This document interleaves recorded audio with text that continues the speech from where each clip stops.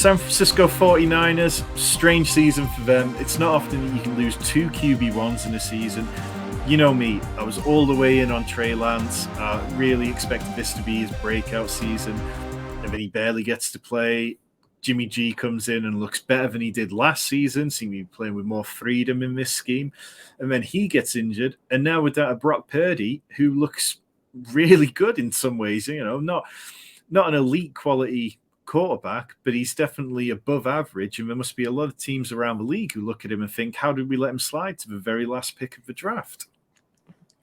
Yeah, I think, look, Jimmy G is good. Jimmy G was competent. Jimmy G looked great.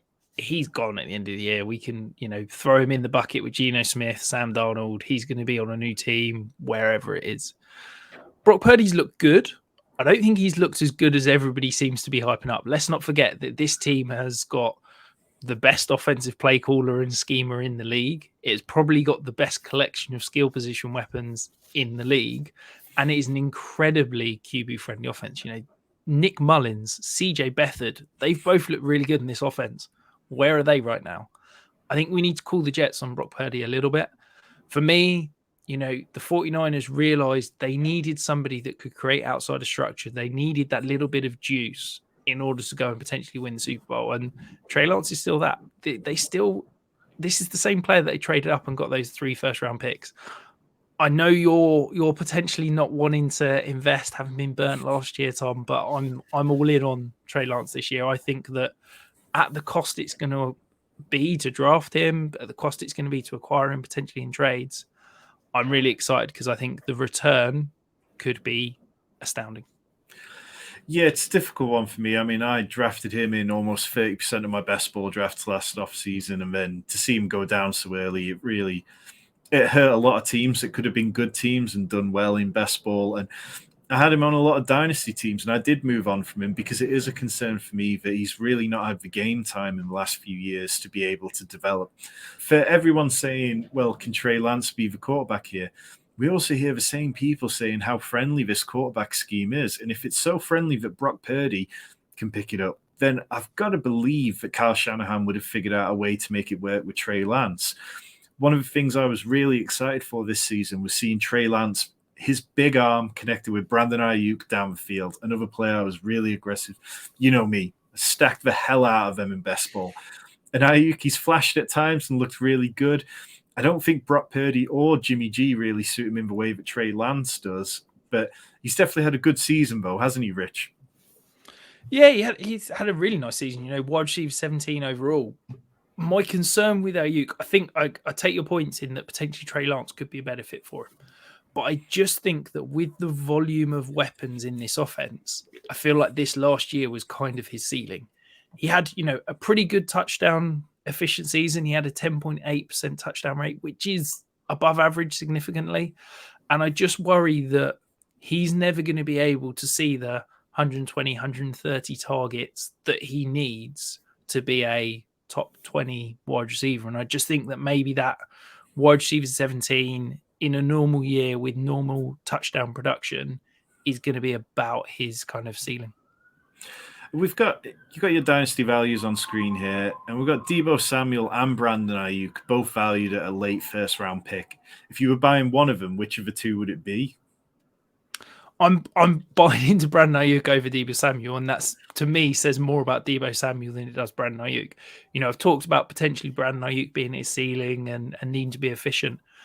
Deebo Samuel had an ADOT last year of 4.7. There were running backs in the league that had a higher ADOT. Like, it is mind-blowing. For him to be able to produce at an elite level with an ADOT that low, you're basically relying on huge touchdown production and him to be incredible after the catch. And yes, he is incredible after the catch, but that's not something you can rely on week in and week out. So for me, I think that Deebo Samuel is somebody I'm very much buyer beware at current cost. Another player we've got up on screen here is Christian McCaffrey. Mid to early first is his value. He was the RB2 this season. I think it was always obvious that his ceiling was higher than Jonathan Taylor to me. The pass catching work he does is just on another level to pretty much any running back outside of probably Austin Eckler. But there is Elijah Mitchell there as well. He's not going anywhere. He's only 2 years into his rookie deal. Christian McCaffrey is going to be getting another year older. And if Trey Lance is under center, perhaps there's less of those kind of dump off passes. How are you kind of dealing with Christian McCaffrey at the moment?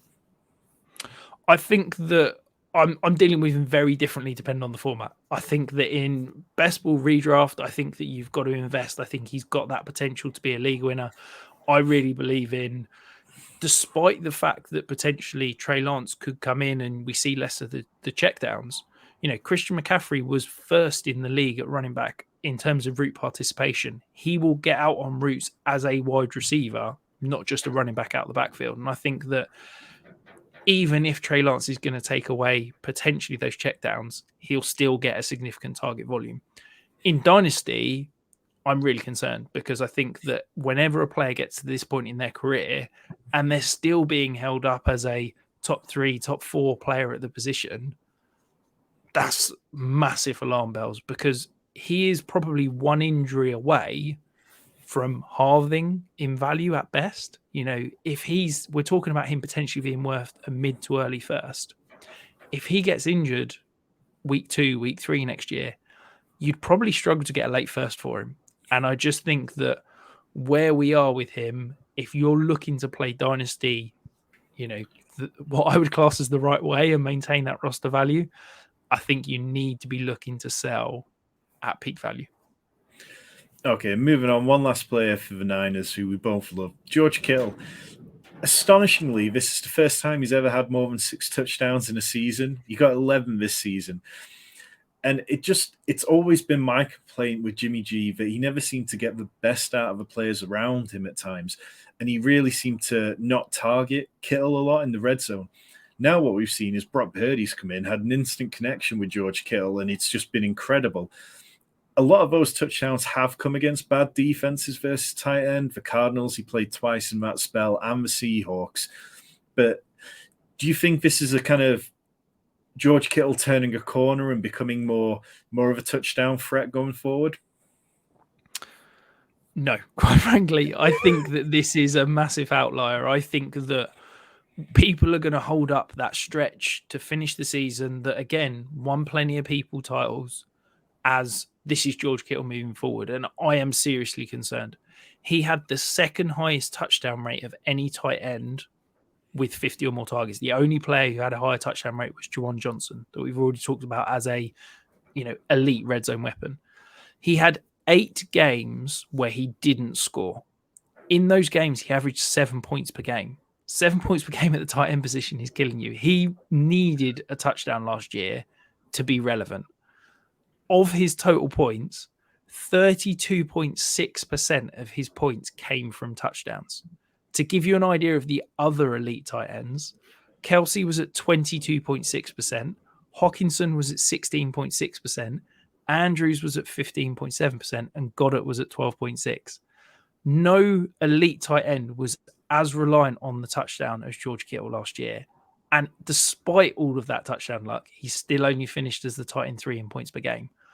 I'm seriously concerned that potentially with Trey Lance, and we've already seen Shanahan use Trey Lance in interesting ways in the red zone during his rookie year.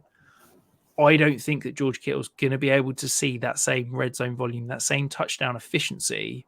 So I'm seriously concerned about his value not being able to live up to where he's currently being drafted.